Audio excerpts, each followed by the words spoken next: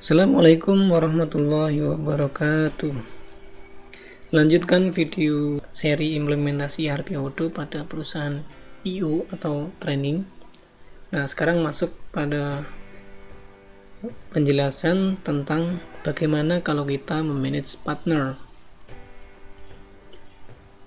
Oke, setelah kita login, yang perlu disetting pada sistem adalah beberapa data master. Jadi sistem itu harus disetting dulu data masternya, baru bisa digunakan. Nah, kali ini saya akan menjelaskan bagaimana kita memanage data partner. Partner itu apa? Partner itu kalau di sistem Odoo adalah semua customer, employee, vendor, maupun pihak-pihak yang terkait dengan perusahaan ini. Nah, itu nanti masuknya ke partner. Cuma kita bisa membedakan mana partner customer, mana partner employee, dan mana partner vendor. Nah, bahkan satu partner atau satu data itu boleh sebagai employee, sebagai customer juga, sebagai vendor juga. Nah, itu nggak masalah. Oke, pertama untuk bagaimana kita memasukkan data customer, masuk ke modul sales, kemudian order customer. Nah, ini ada list semua yang dia adalah customer. Mungkin saya ceritakan dulu bagaimana cara manualnya ya dalam membuat customer. Untuk membuat customer, klik create. Nah, ini akan tampil tampilan customer baru ya. Di sini kita bisa memilih dia merupakan customer individual atau company. Company itu maksudnya perusahaan. Contohnya di sini saya setting company, namanya misalnya PT Adi Cipta Makmur, seperti itu. Kemudian alamat di sini, address misalnya Jalan Warung Raya nomor 100. Oke, kemudian kota Bogor, state-nya Jawa Barat, zip-nya mungkin nanti di setting ya. Oke, kemudian VAT berarti nomor NPWP-nya, nomor telepon. Nah, ini silakan di setting. Kemudian mobile kalau ada, email dan lain-lain. Website, language yang digunakan, tax ini kita kalau mau mengelompokkan data ini berdasarkan tax tertentu. Contohnya di sini saya setting dia merupakan perusahaan otomotif misalnya. Otomotif. Nah, seperti itu. Kemudian ini daerah Bogor gitu. Dan lain-lain. Ini tax ini untuk mempermudah kita dalam mengelompokkan data.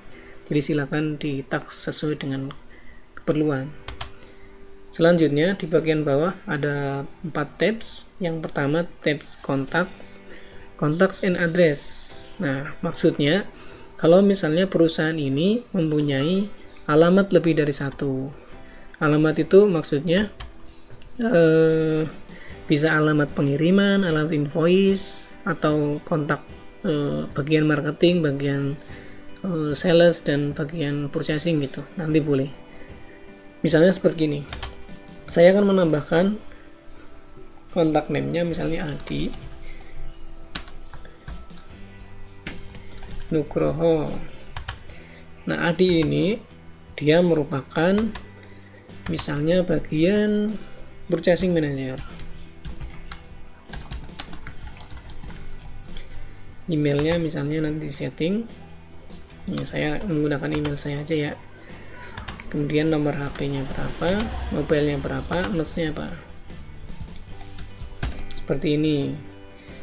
Nah, ini pilihan yang saya gunakan adalah dia kontak ini maksudnya kontak PIC ya, perorangannya. Jadi kalau PT Adi Cipta itu perusahaannya, nah kalau Adi Nugroho ini merupakan perorangannya. Oke, ini contohnya. Ini saya save and close.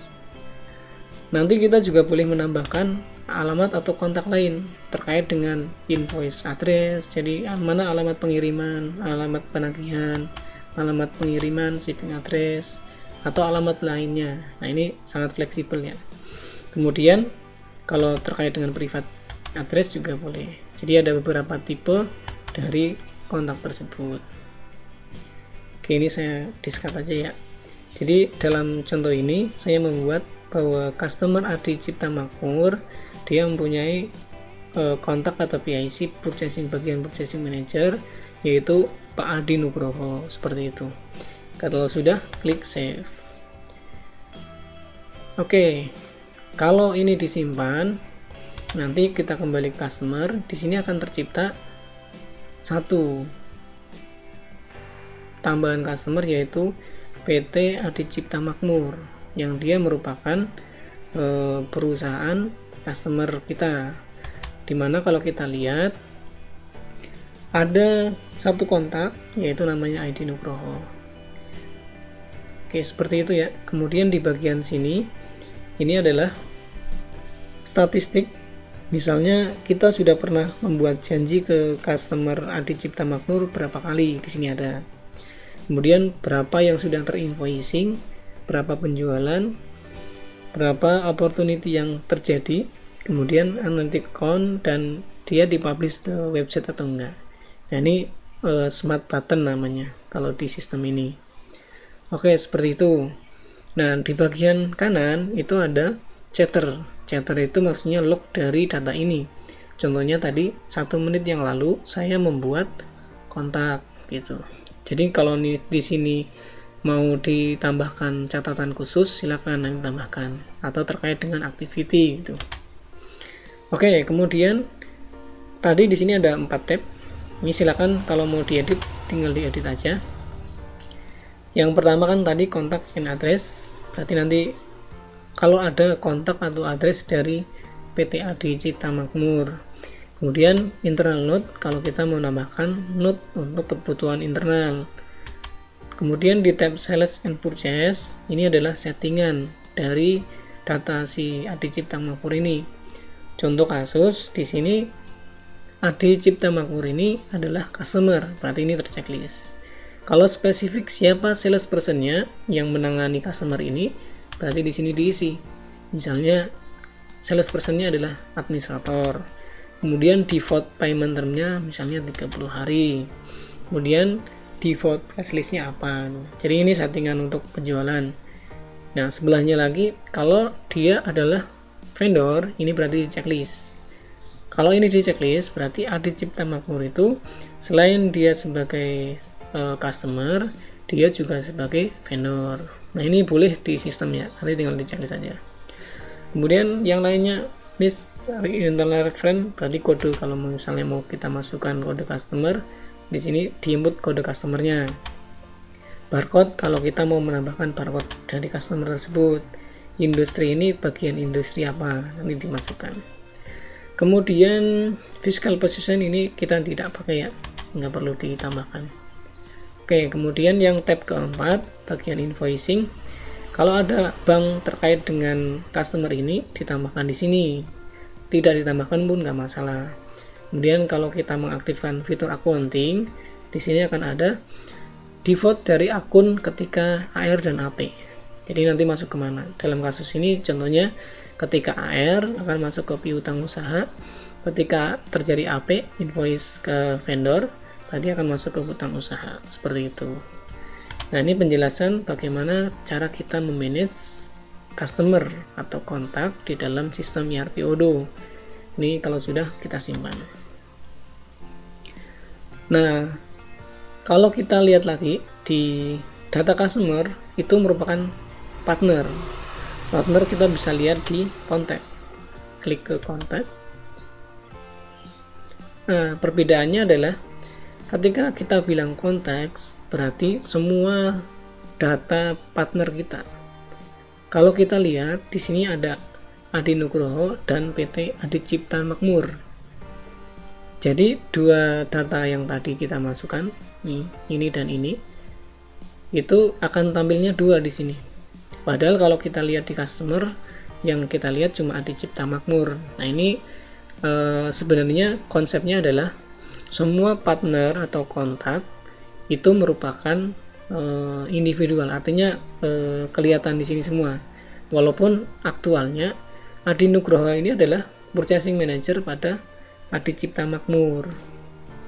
Jadi penanganan di Odoo semua partner itu kelihatan di sini, termasuk alamat invoicing, alamat shipment, PIC dan lain-lain. Nanti akan tampilannya terpisah. Nah, bagaimana kalau kita mau lihat misalnya yang perusahaan saja? Nah, di sini di filter yang dia merupakan companies. Maka yang tampil akan ada Adi Cipta Makmur dan PT ini sendiri gitu. Nah, ini filter-filter ini nanti bisa kita gunakan ya. Kemudian kalau mau di group by, misalnya group by salesperson, berarti salesperson administrator ada 2, yang tidak ada salespersonnya ada berapa nih? Ada 4 gitu. Oke, seperti itu penanganan bagaimana kalau kita memanage data kontak atau customer kita.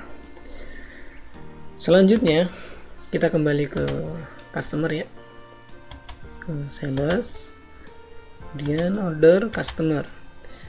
Selain kita bisa menginput menggunakan cara manual, di sini juga ada fasilitas impor. Nah, bagaimana cara impor ke sistem ini?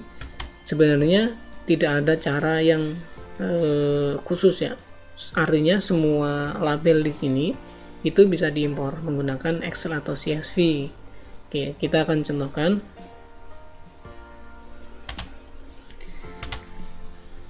Saya akan membuat file spreadsheet atau Excel baru yang isinya adalah data customer yang akan saya buat. Caranya semua yang mau diimpor ini ditulis. Contohnya yang pertama name. Kemudian tipenya, dia company-nya individu atau company gitu. Nah, ini kita tahu field-nya apa. Sebenarnya kita bisa mengaktifkan dengan mode developer mode. Di sini kita aktifkan developer mode.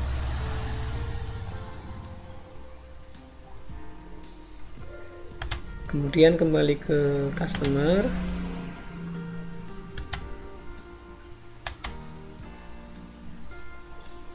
Ketika kita create atau ketika edit, nanti di sini akan tampil field-nya apa gitu. Nah, dalam hal ini individual atau company itu masuknya ke field company type. Company type itu ada individu atau company. Oke, berarti nulisnya di sini company type.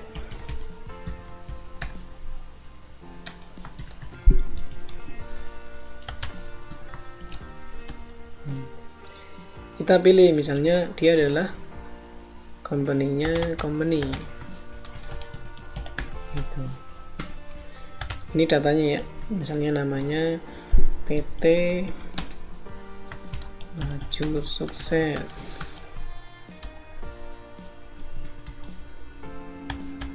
Company type-nya company. Kemudian ada lagi address, ini ada street ya, street.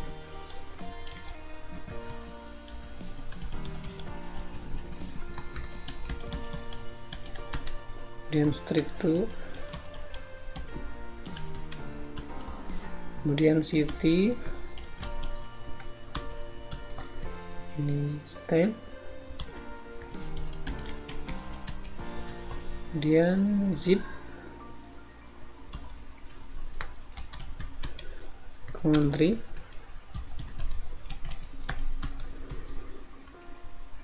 dan lain-lain. Misalnya ini saya sampai pon aja ya, pon. Oke, misalnya seperti ini. Nah, tinggal kita isi datanya. Misalnya Jalan Pramuka 100. Ini Ciamis atau Cilengsi atau Bandung misalnya. Bandung. State-nya Jawa Barat.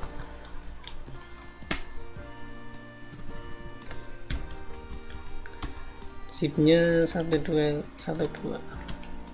Indonesia. nomor teleponnya 0215555 seperti itu.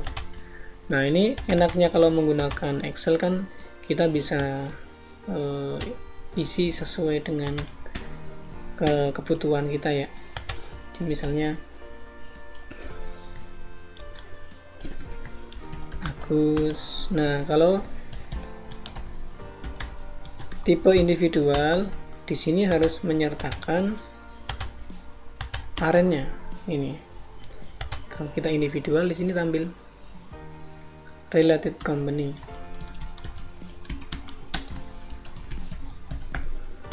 Nah, begitu. Misalnya related company-nya adalah perusahaan ini. Gitu. Jadi Agus ini dia merupakan kontak dari PT Maju Sukses seperti itu.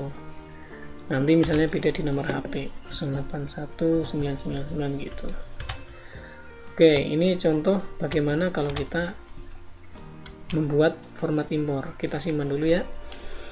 Misalnya format import customer.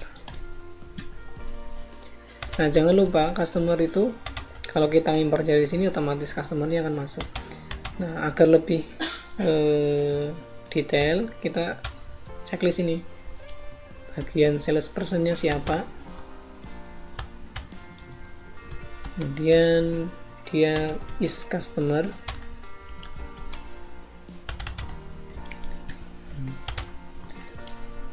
nanti administrator, kemudian true gitu.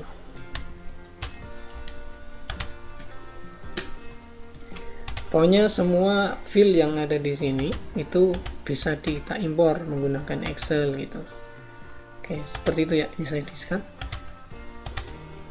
Kalau sudah, ini kita simpan. Jadi di sini saya contohkan, saya akan mengimpor data seperti ini. Setelah disimpan, klik import di sistem, download file. Tadi ada di dokumen.